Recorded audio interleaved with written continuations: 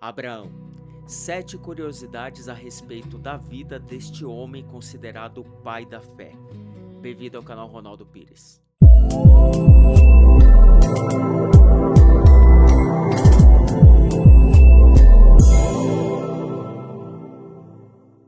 Fala, Renantes, tudo bem com vocês? Olha, eu vou trazer aqui 7 curiosidades a respeito da vida de Abraão, então fica comigo até o final deste vídeo porque a última vai te surpreender, tá bom? Então vamos para o texto, a primeira curiosidade, em Gênesis capítulo 12, versículo 1.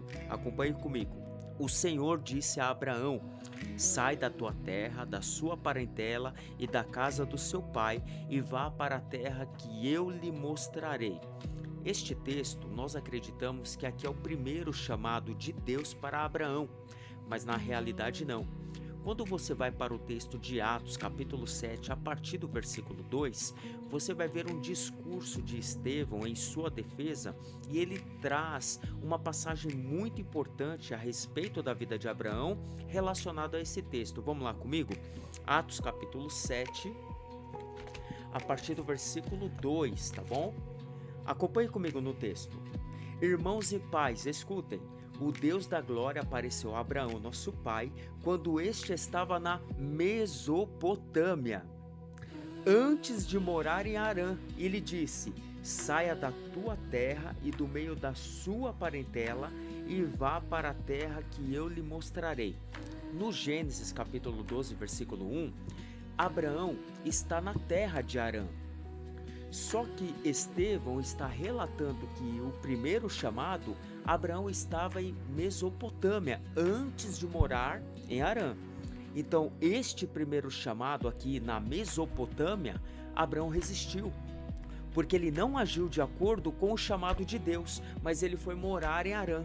Depois, Deus se apresenta a ele em Harã e faz o chamado novamente. Aí sim, aí Abraão atendeu o chamado de Deus. Porque nós vemos aqui este homem resistindo ao primeiro chamado de Deus. E não somente ele, tá? Quando você vai para o texto de Atos, capítulo 9, que é o encontro de Cristo com o Saulo, você consegue perceber, analisando a Escritura, que este também resistiu ao chamado de Jesus. Quando você junta os textos, que é Atos, capítulo 9, que é o encontro, Atos 22, que é o testemunho, e Atos 26, que é o outro testemunho de Paulo, analisando estes 3 textos, você vê o chamado de Jesus. Saulo, Saulo, por que me persegues? Duro é para ti recalcitrar contra os aguilhões. Jesus já estava chamando ele e ele estava resistindo. Vamos para a próxima curiosidade? Ainda no capítulo 12, a partir do versículo 2. Farei de você uma grande nação e o abençoarei, e engrandecerei o seu nome. Seja uma bênção. Abençoarei aqueles que o abençoarem e amaldiçoarei aqueles que o amaldiçoarem. Em você serão benditas todas as famílias da terra. Nesta passagem, Paulo vai revelar em Gálatas, capítulo 3, versículo 8, que o próprio Deus anunciou o evangelho a Abraão. Então esta ideia do evangelho, que é as boas novas, ter sido anunciada primeiro através da pessoa de Cristo, na verdade, Cristo a revelou, Cristo fundamentou as boas novas, o evangelho. Todavia, o primeiro anúncio do que haveria de vir através da vida de Cristo, este primeiro anúncio foi de Deus para Abraão. Até mesmo porque ele é o pai da fé por intermédio deste anúncio, porque todas as famílias da terra seriam abençoadas por intermédio dele. Outra curiosidade é que este homem ele foi justificado por 2 vezes. A primeira está em Gênesis capítulo 15, versículo 6. Aqui ele está com 86 anos. Esta foi a primeira justificação pela fé. E a segunda justificação, ela está em Gênesis capítulo 22. Esta justificação foi pelas obras, segundo o texto de Tiago capítulo 2. Então Abraão, ele teve 2 justificações, uma pela fé e a outra pelas obras, segundo o texto de Tiago capítulo 2. Até mesmo porque o texto diz que a fé sem obras é morta, por isso que este homem foi justificado por 2 vezes, uma pela fé e a outra pelas obras. Mas não somente as duas justificações este homem recebeu. Uma outra curiosidade é que ele também foi participante de duas alianças com Deus.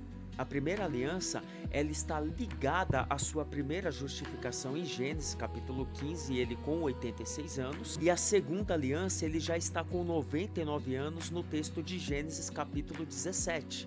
Então olha que interessante, a primeira aliança, ele ainda é Avrão, pai exaltado.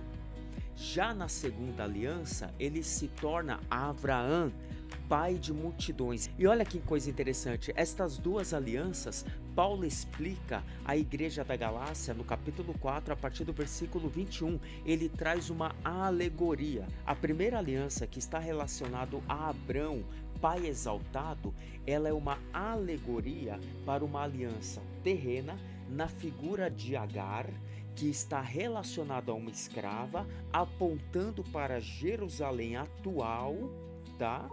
Que está condicionada às coisas terrenas.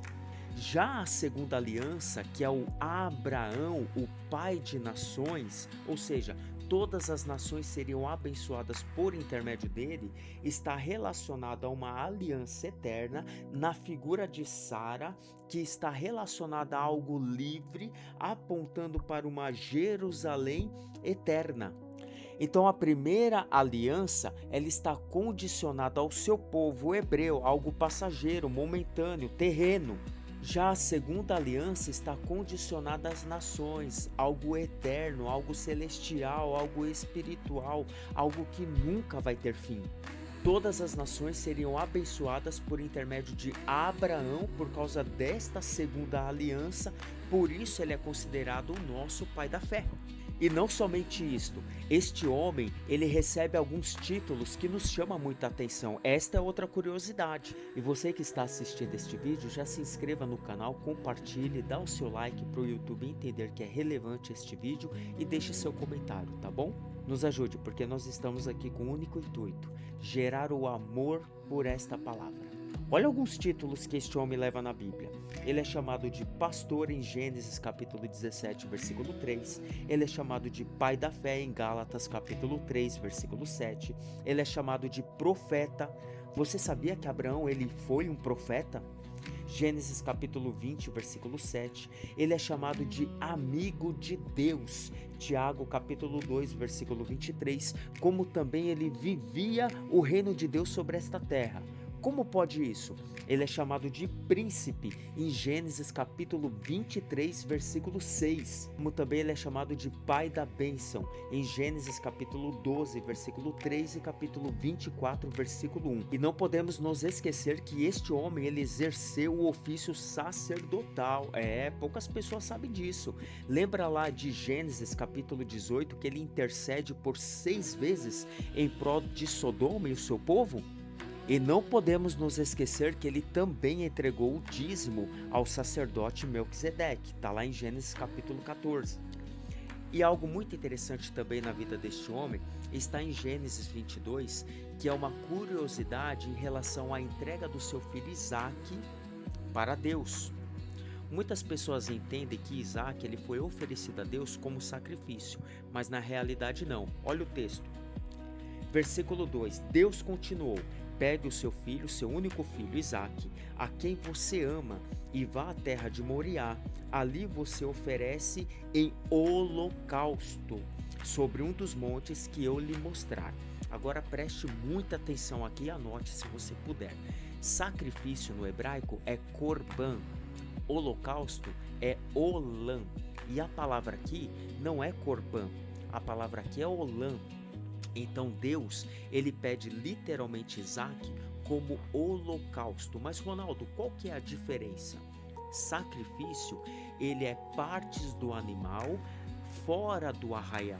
O holocausto, ele precisa ser o animal inteiro sacrificado.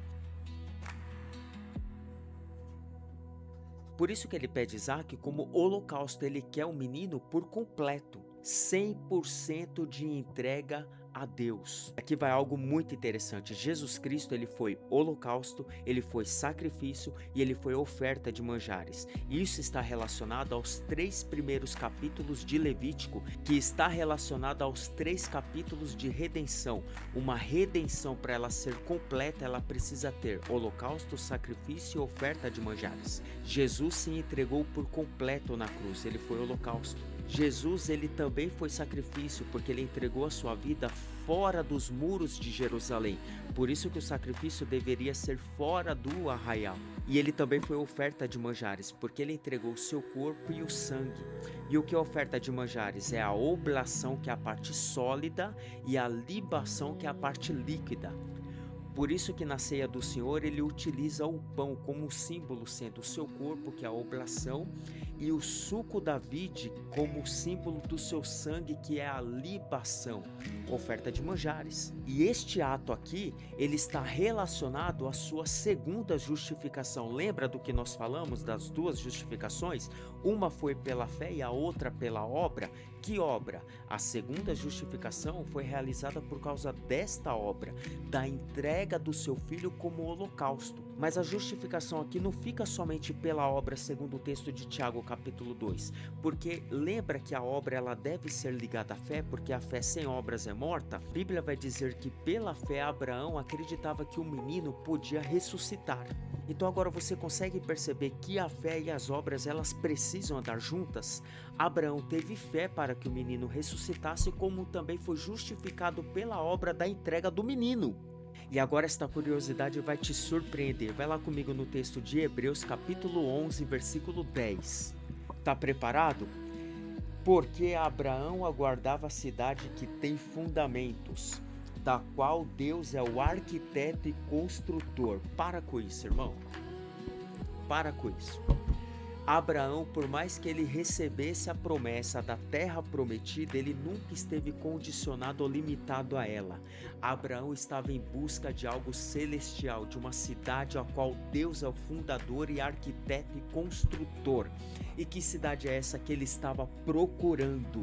É a Nova Jerusalém, a cidade celestial, a cidade que está preparada para todos aqueles que crê na promessa, na fé em Cristo Jesus. Aonde ele estiver, nós também estaremos. Abraão não estava limitado com esta terra, com as coisas materiais, esqueça isso. Abraão estava em busca das coisas celestiais. Ele estava buscando a cidade quadrada, a Nova Jerusalém. E é para lá que nós vamos. Esta é a promessa. Aonde Cristo estiver, nós também estaremos. Gostou desse vídeo? Não se esqueça de se inscrever, tá? E compartilha geral, tá bom? Te vejo até o próximo vídeo. Que Deus te abençoe.